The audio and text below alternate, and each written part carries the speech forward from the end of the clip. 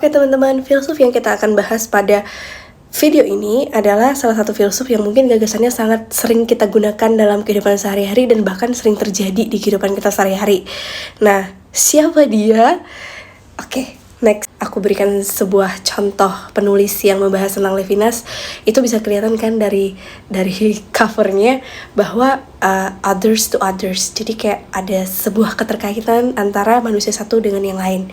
Nah, nanti kita akan bahas lebih lanjut, tapi sebelumnya kita akan bahas dulu siapa sih Levinas ini dan kenapa sih dia dianggap menjadi salah satu tokoh penting dalam filsafat, dan juga bagaimana sih gagasannya menginfluence apa saja yang terjadi di dalam dunia yang sangat dinamis ini. Jadi ini Emmanuel Levinas. Levinas itu lahir di Lituania pada tahun 1906.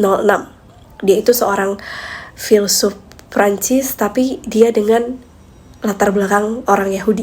Kehidupan dia sebagai seorang Yahudi ini sedikit banyak itu berpengaruh terhadap pemikiran dan juga kehidupan dia. Pada saat dia masih kecil, dia tuh mengalami pengusiran Yahudi dari Lituania yang memaksa keluarganya pindah ke Ukraina pada tahun 1915. Jadi di masa dia hidup itu tuh dia juga mengalami sendiri antisemitisme, di mana orang-orang tuh sangat menaruh curiga terhadap kaum Yahudi yang ada di daerah mereka. Pada tahun 1920 Levinas dan keluarganya kembali ke Lituania, dan disinilah ia melanjutkan studinya di Universitas Strasbourg dan Universitas Freiburg.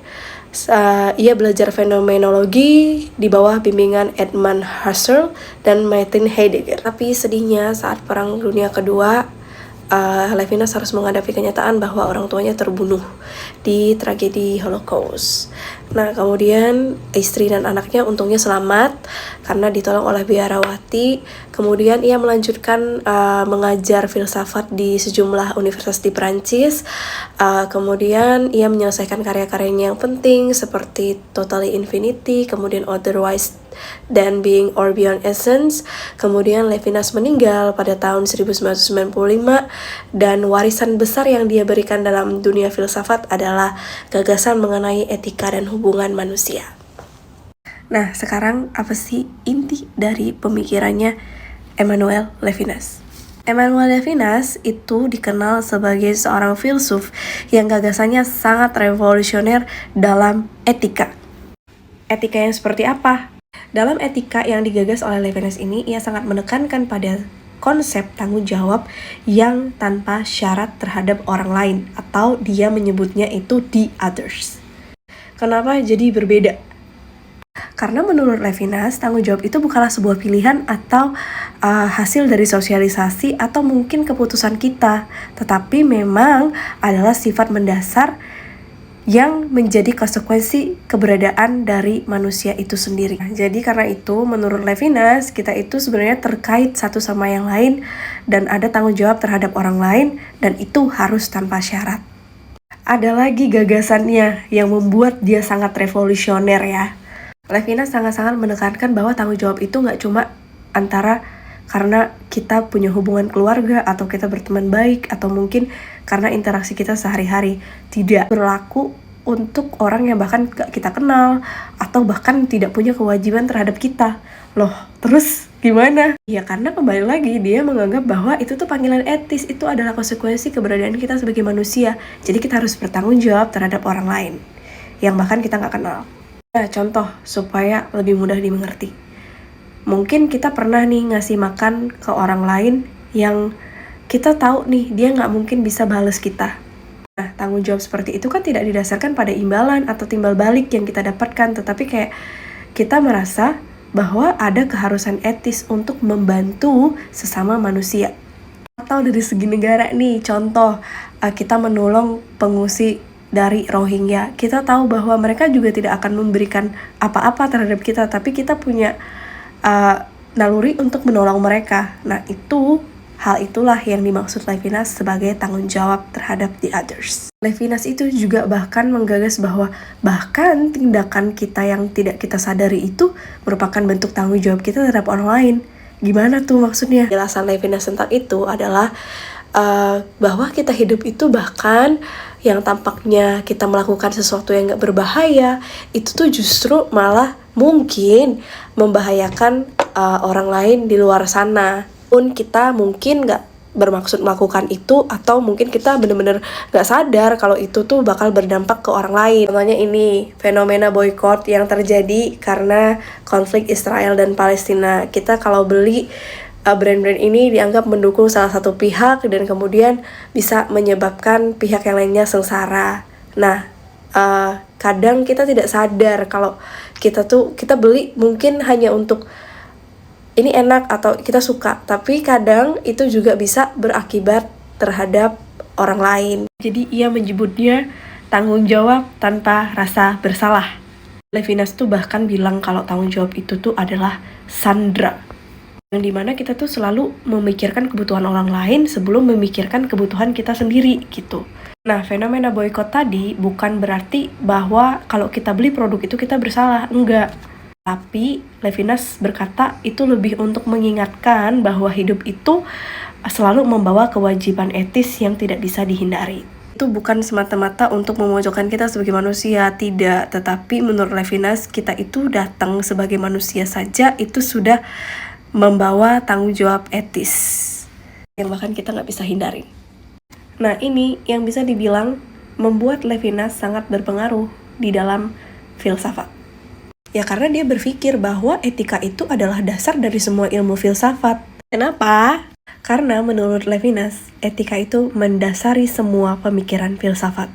Bagi dia, hubungan seorang manusia dengan manusia lainnya, atau yang dia sebut the others, itu didasari dari tanggung jawab tanpa syarat, yang terwujud dalam momen yang disebutnya tatap muka.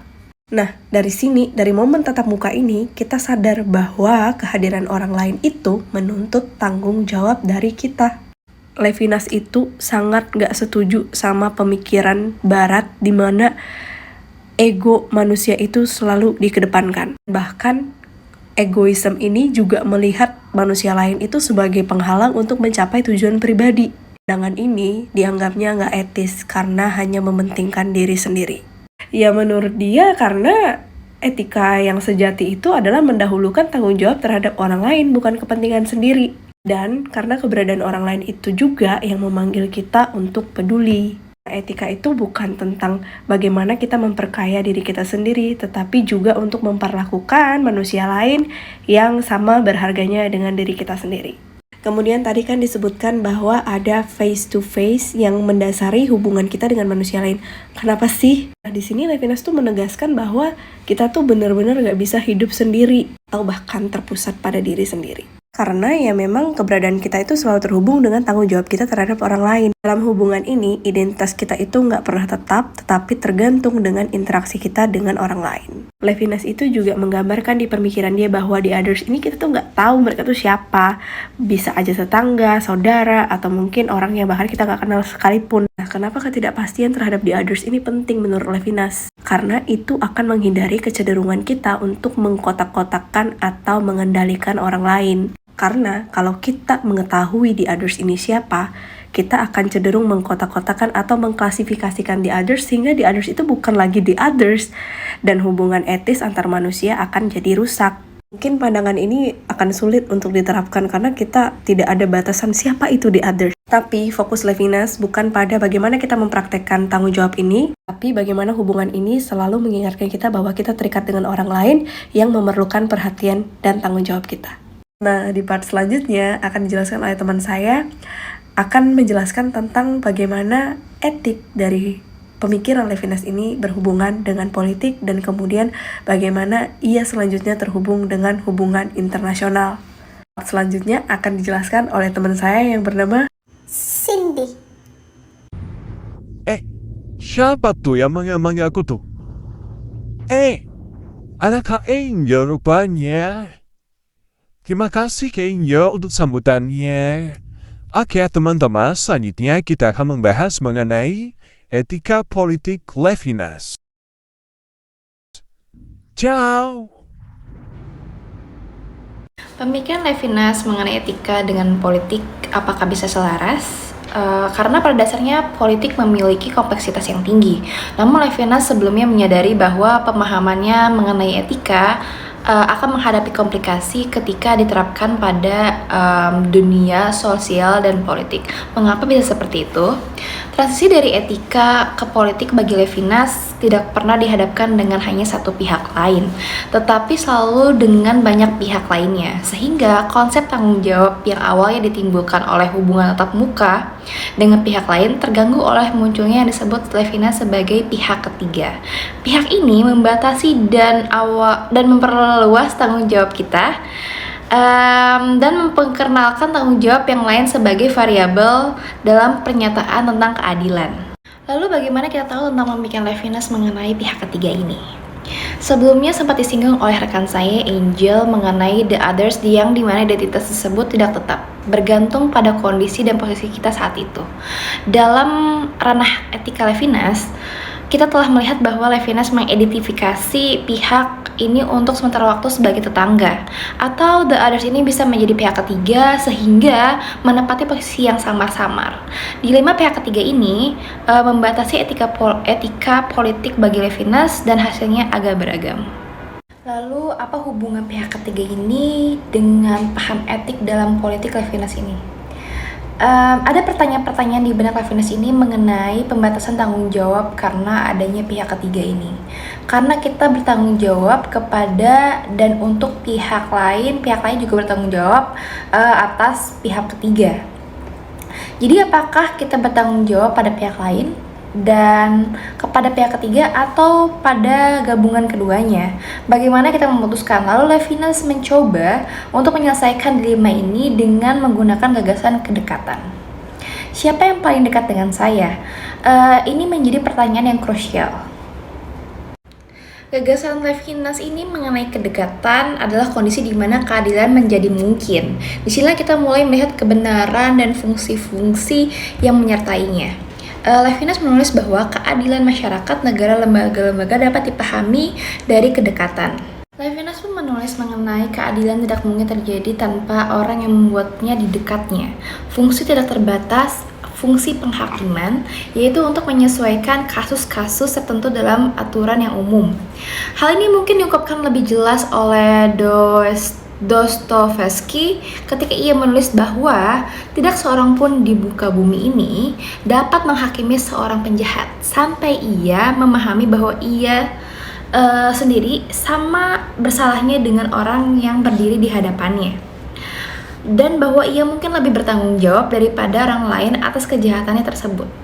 Jadi dapat dipahami bahwa keadilan itu sendiri berada pada tanggung jawab setiap pihak dalam interaksinya, walaupun hal itu sulit untuk dijalankan oleh setiap pihak yang berperan untuk mengadakan keadilan itu sendiri, sehingga adanya etika dapat menciptakan keadilan melalui tanggung jawab itu sendiri. Sekarang kita berbicara mengenai Levinas dalam hubungan internasional. Jika kita berpikir mengenai hubungan internasional, itu tidak asing tentang kritik terhadap negara. Dengan parade konflik, perang, ketidakadilan, sosial politik, dan sosial ekonomi yang tampaknya tidak ada ujungnya. Salah satu tema utama yang terkait dengan studi hubungan internasional Levinas adalah pernyataan konkret tentang kewajiban, kapan dan di mana kewajiban itu muncul, dan apa artinya bagi kemungkinan untuk memberlakukan tanggapan. Lalu apa yang membuat semua ini begitu penting bagi hubungan internasional adalah pertama, pemikiran Levinas memprioritaskan etika sebagai aspek fundamental politik. Kita tidak dapat memikirkan politik secara terpisah dari etika. Yang kedua, etika Levinas memaksa kita untuk memikirkan kembali cara kita berpikir tentang diri kita sendiri, menekankan khususnya saling bergantungan radikal dari hubungan etika, politik, dan sosial. Akibatnya, keseharusan untuk bertanggung jawab adalah suatu yang tidak dapat kita hindari karena itu adalah bagian dari konstitusi kita sebagai manusia, atau itu adalah naturalnya kita sebagai manusia itu sendiri. Pandangan unik tentang etika hubungan manusia ini memungkinkan pertimbangan ulang yang mendasar tentang apa hubungan internasional sebagai disiplin ilmu maupun sebagai praktik yang dimaksudkan, apakah dicapai untuk siapa dan untuk apa tujuannya. Terima kasih sudah menonton. Have a nice day. Jangan lupa tanya, tapi tanya sedikit aja, jangan banyak-banyak, oke?